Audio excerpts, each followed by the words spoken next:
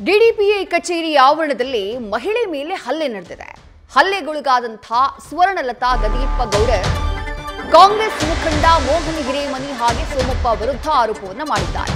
ಜೊತೆಗೆ ಲಕ್ಷ್ಮಣ್ ದೊಡ್ಡಮನಿ ಈ 3 ಜನ ಸೇರಿಕೊಂಡು ಮಹಿಳೆಯ ಮೇಲೆ ಹಲ್ಲೆಯನ್ನ ಮಾಡಿರುವಂತಹ ಆರೋಪ ಕೇಳಿಬಂದಿದೆ. ಇನ್ನು ಮಹಿಳೆಯ ಮೇಲೆ ಹಲ್ಲೆಯನ್ನ ಮಾಡಿರುವಂತಹ ದೃಶ್ಯ ಸಿಸಿ ಕ್ಯಾಮೆರಾದಲ್ಲಿ ಸೆರೆಯಾಗಿದೆ.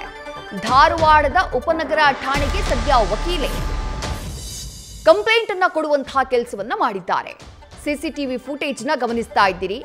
ಮೋಹನ್ ಹಿರೇಮನಿ ಅವರ ಶಿಕ್ಷಣ ಸಂಸ್ಥೆಯ ವಿರುದ್ಧ ವಕೀಲೆ ಆರೋಪವನ್ನ ಮಾಡಿದ್ರು.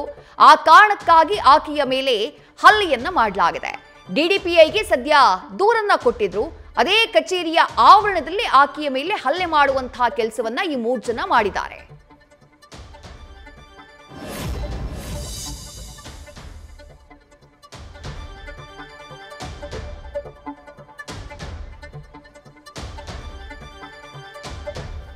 ಮತ್ತಷ್ಟು ಡೀಟೇಲ್ಸ್ ನಮ್ಮ ಪ್ರತಿನಿಧಿ ಪ್ರಕಾಶ್ ನೂಲ್ವಿ ನೀಡ್ತಾ ಹೋಗ್ತಾರೆ. ಪ್ರಕಾಶ್, ವಕೀಲೆಯ ಮೇಲೆ ಡಿಡಿಪಿಐ ಕಚೇರಿಯ ಆವರಣದಲ್ಲೇ ಹಲ್ಲೆಯಾಗಿದೆ. ಮೊದಲನೇದಾಗಿ ಹಲ್ಲೆ ನಡೆದಿರೋದು ಯಾವ ಕಾರಣಕ್ಕೆ? ಈಗ ವಕೀಲೆ ಕಂಪ್ಲೇಂಟ್ ಕೊಟ್ಟಂತಹ ನಂತರದಲ್ಲಿ ಏನಾದ್ರೂ ಕ್ರಮ ಆಗಿದೆಯಾ?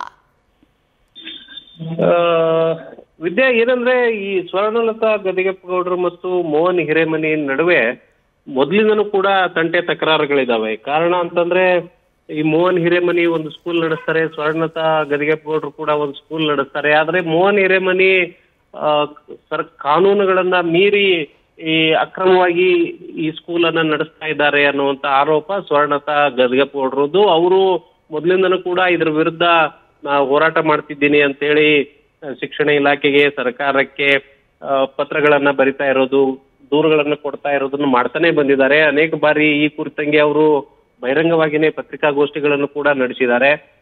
ಆದ್ರೆ ಅದಕ್ಕೆ ಸ್ಪಷ್ಟನೆಯನ್ನು ಕೂಡ ಮೋಹನ್ ಹಿರೇಮನಿ ಕೊಟ್ಟಿದ್ದಾರೆ. ಇದ್ರ ನಡುವೆ ಇವ್ರ ಜಗಳ ಆಗಾಗ್ಗೆ ತಾರಕಕ್ಕೇರ್ತಾ ಇತ್ತು.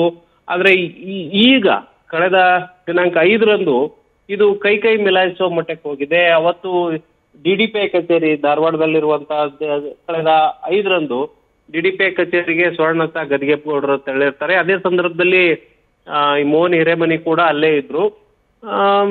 ನಮಗೆ ತಿಳಿದು ಬಂದಿರುವ ಮಾಹಿತಿ ಪ್ರಕಾರ ಇವತ್ತರ ವಿರುದ್ಧನೇ ಕಂಪ್ಲೇಂಟ್ ಕೊಡೋದಕ್ಕೆ ಸ್ವರ್ಣಲತಾ ಹೋಗಿದ್ರು ಅನ್ನುವಂತ ಮಾಹಿತಿ. ಇದಕ್ಕೆ ಸಂಬಂಧಪಟ್ಟಂತೆ ಇದರಿಂದ ಕುಪಿತಗೊಂಡಂತ ಮೋಹನ್ ಹಿರೇಮನಿ ಮತ್ತು ಆತರ ಜೊತೆಗಿದ್ದಂತ ಸೋಮಪ್ಪ ಕಮ್ಮಾರ್, ಲಕ್ಷ್ಮಣ್ ದೊಡ್ಡಮನಿ ಅನ್ನೋರು ಸೇರ್ಕೊಂಡು ಈ ಸ್ವರ್ಣಲತಾ ಗದಿಗೆಪ್ಪಗೌಡರ ಮೇಲೆ ಹಲ್ಲೆ ಮಾಡಿದ್ದಾರೆ. ಸ್ವರ್ಣಲತಾ ಗದಿಗೆಪ್ಪಗೌಡರು ನೀಡಿರುವ ದೂರಿನಂತೆ ಆಕೆ ಕೊಳ್ಳಲಿದ್ದ ಮಾಂಗಲ್ಯದ ಸರ ಮತ್ತು ಮೊಬೈಲ್ ಅನ್ನು ಕೂಡ ಕಿತ್ತುಕೊಂಡಿದ್ದಾರೆ ಅನ್ನುವಂತ ಆರೋಪವನ್ನು ಮಾಡಿದ್ದಾರೆ. ಆದ್ರೆ ಕಳೆದ ದಿನಾಂಕ 6ರಂದು ಮೊಬೈಲ್ ಅನ್ನ ವಾಪಸ್ ಕೊಟ್ರು. ಆದ್ರೆ ಮೊಬೈಲ್ ಇದ್ದಂತ ಎಲ್ಲ ಡೇಟಾವನ್ನ, ಅವ್ರ ವಿರುದ್ಧ ಯಾವೆಲ್ಲ ದಾಖಲಾತಿಗಳಿದ್ವೋ ಎಲ್ಲ ಡೇಟಾವನ್ನ ಡಿಲೀಟ್ ಮಾಡಿದ್ದಾರೆ ಅಂತೇಳಿ FIR ನಲ್ಲಿ ಸ್ವರ್ಣಲತಾ ಗದಿಗೆಪ್ಪಗೌಡರು ಉಲ್ಲೇಖಿಸಿದ್ದಾರೆ. ಪ್ರಕರಣವನ್ನ ದಾಖಲು ಮಾಡಿಕೊಳ್ಳಲಾಗಿದೆ, ತನಿಖೆ ಮುಂದುವರಿಸಿದ್ದಾರೆ. CCTV ಕೂಡ ಸಿಕ್ಕಿರೋದ್ರಿಂದ ತನಿಖೆ ಹಾದಿ ಸುಲಭ ಆಗತ್ತೆ. ಈ ಕುರಿತಂತೆ ಪೊಲೀಸರು ಯಾವ ರೀತಿಯ ಕ್ರಮಗಳನ್ನ ಕೈಗೊಳ್ತಾರೆ ಅನ್ನೋದನ್ನ ಕಾದ್ ನೋಡ್ಬೇಕಾಗತ್ತೆ. ಯಾಕಂತಂದ್ರೆ ಮೋಹನ್ ಹಿರೇಮನಿ ಕೂಡ ಕಾಂಗ್ರೆಸ್ನಲ್ಲಿ ಗುರುತಿಸಿಕೊಂಡಿರುವಂತದ್ರು ಮತ್ತು ಈ ದಲಿತ ಸಮುದಾಯದ ಮುಖಂಡರು ಕೂಡ ಆಗಿದ್ದಾರೆ. ಆ ಕಾರಣಕ್ಕಾಗಿ ಪೊಲೀಸರು ಮತ್ತು ಇದು ಹಳೆಯ ಪ್ರಕರಣ ಆಗಿರೋದ್ರಿಂದ ಇವೆಲ್ಲವನ್ನು ಒಟ್ಟುಗೂಡಿಸಿ ಪೊಲೀಸರು ಯಾವ ಪ್ರಕರಣವನ್ನ, ಯಾವ ರೀತಿಯ ಕ್ರಮಗಳನ್ನ ಕೈಗೊಳ್ತಾರೆ ಅನ್ನೋದನ್ನ ಕಾದ್ ನೋಡ್ಬೇಕು. ವಿದ್ಯಾ, ಥ್ಯಾಂಕ್ ಯು ಪ್ರಕಾಶ್ ತಮ್ಮೆಲ್ಲ ಡೀಟೇಲ್ಸ್ಗೆ. ನ್ಯೂಸ್ ಫಸ್ಟ್ ನಿರ್ಭೀತಿಯಿಂದ ನಿಮ್ಮ ಪರವಾಗಿ.